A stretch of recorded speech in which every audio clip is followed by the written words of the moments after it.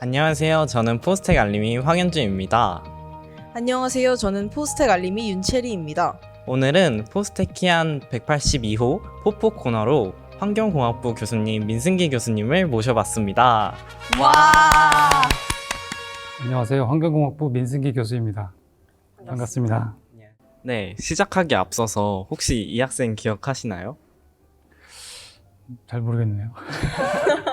제가 교수님께 면접을 봤었는데 그때 엄청 편하게 해주셨던 기억이 납니다. 뭔가 어렴풋이 기억이 나는 것 같습니다. 열심히 해줬던 그런 생각이 나고요. 네. 네, 교수님과 인터뷰하기 전에 저희가 교수님의 양력에 대해 간단히 조사를 해보았는데요. 서울대학교 대기과학과 학사 졸업,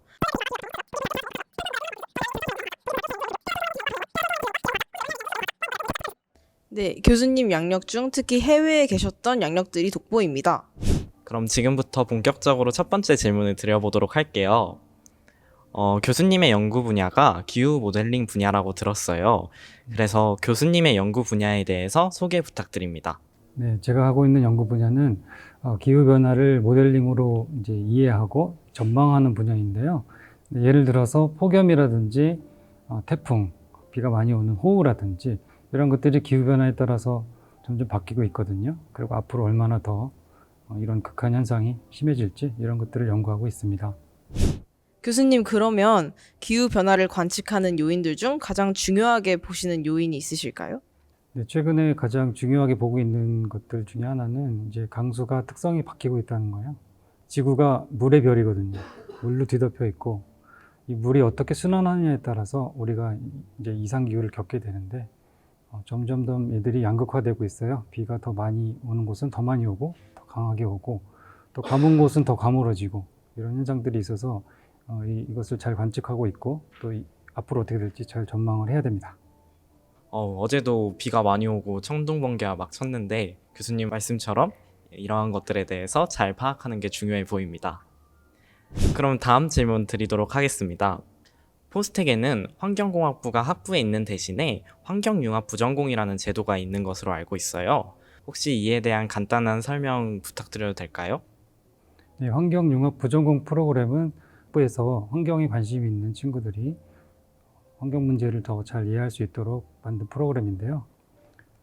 저희 과목 중에서 학부에 개설된 과목 중에서 12학점을 듣고 또 다른 학과에 좀 여러 학과에 걸쳐 있는 공통 과목들 위주로 9학점을 들어서 총 21학점을 들으면 졸업할 때 이제 거기 졸업장에 부전공 이렇게 찍히는 거죠. 환경융합 부전공 이렇게 찍히는 건데 취지는 결국에는 지구 환경이 점점 이렇게 안 좋아지고 있기 때문에 다른 분야의 전공을 하더라도 이 환경에 지금 어떤 문제가 있는지 그리고 각자 분야에서 기여할 수 있는 게 뭐가 있는지 그래서 배울 수 있는 기회로 삼으려고 만든 겁니다.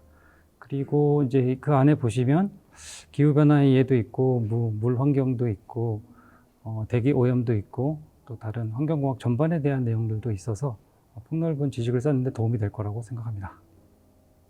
저희가 교수님 양력을 조사할 때 보니까 독일, 호주, 캐나다, 한국 이렇게 다양한 지역에서 기후연구소에서 연구를 하셨더라고요.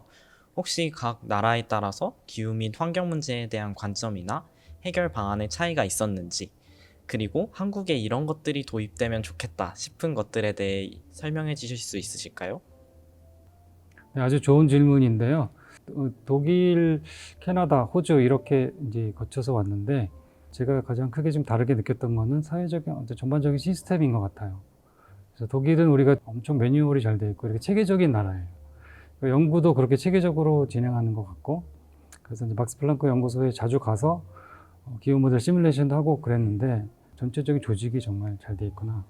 사람이 바뀌어도 계속 잘 굴러가는 이유가 이제 그런 게 있었고 캐나다 같은 경우는 거기서는 정부기관에서 일했기 때문에 이제 공무원 신분이었는데 거기서는 사람을 한 명 뽑으면 그 사람을 30년짜리 평생 프로젝트라고 생각하는 거예요. 이렇게 한 사람이 그 분야를 아주 집중적으로 오랫동안 할 수 있도록 사람을 잘 바꾸지 않는 거예요. 그러니까 전문가를 좀 키우는 그런 체계가 잘 돼 있구나. 마지막으로 호주에서는 오래 있지는 않았지만 이 협력 연구를 되게 많이 해요. 서로 경쟁한다기보다는 다 모여서 다른 대학 연구소 다 모여가지고 큰 프로젝트를 함께 진행하는 것들이 많고 그래서 여러 프로젝트에 다 참여하게 되면서 내 월급이 반은 이 프로젝트에서 나오고 반은 저 프로젝트에서 나오고, 그래서 회의를 막 이제 프로젝트를 조금씩 하나씩 늘려갈 때마다 회의 개수가 많이 늘어나고 정말 많은 회의를 했던 기억이 있거든요. 그래서 우리나라에 뭐 어떤 게 맞느냐 이런 거는 좀 어려운 질문인데, 제가 봤을 때는 우리나라는 이런 장점을 다 모아서 좀 체계적으로 이렇게 만들어진 사회 같긴 한데, 그래서 이거를 잘 장점을 모으는 게 제일 중요한 게 아닌가 그렇게 생각합니다. 다음은 포포 코너 속 코너 밸런스 게임으로 넘어가 보도록 하겠습니다. 대학원생 10년 대 학부생 10년. 학부생 시절 학부생 때 훨씬 좀 놀다가 좀 덜 논 기억이 있어서 조금 더 놀고 싶다. 그리고 다양한 경험을 하고 싶다. 그렇습니다. 매일 지각하는 대학원생 대 매일 10분씩 일찍 퇴근하는 대학원생. 일찍 퇴근하는 대학원생으로 하겠습니다. 아마 더 열심히 해서 할 일 다 끝내고 일찍 가는 게 아닌가 싶어서. 네. 축제 때 노래 부르기 대 축제 주전 모든 테이블 결제하기.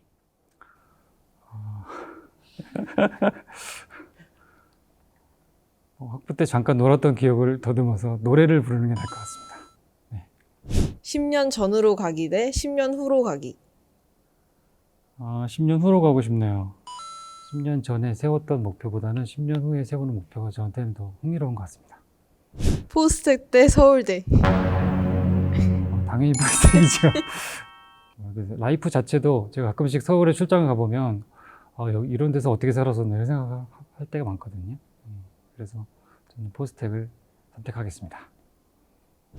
교수님의 목표나 꿈이 있으실까요?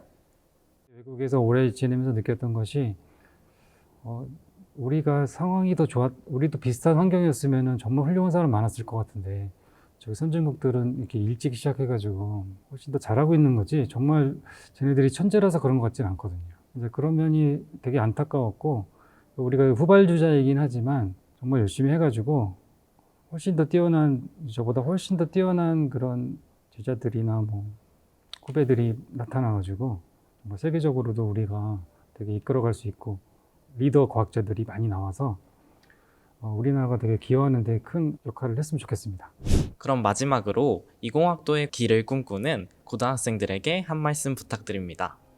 고등학생들이 지금 이제 어떤 이공학도의 꿈을 꿀 때는 상당히 막연할 것 같아요. 그래서 제가 드리고 싶은 말씀은 어떤 잘 버텨라. 버티는 게 되게 중요한 것 같아요. 특히 이 과학을 하다 보니까 잘 모르는 것을 계속 질문하면서 해답을 찾아가는 어려운 과정이라서 그래도 좀 막연하더라도 포기하지 않고 잘 버티는 그런 마음가짐을 갖는다면 목표를 다 잘 이룰지 않을까 이렇게 생각합니다. 목표를 이루는 과정에서 저희 포스텍을 선택해서 꼭 와주시면 감사하겠습니다. 환영합니다.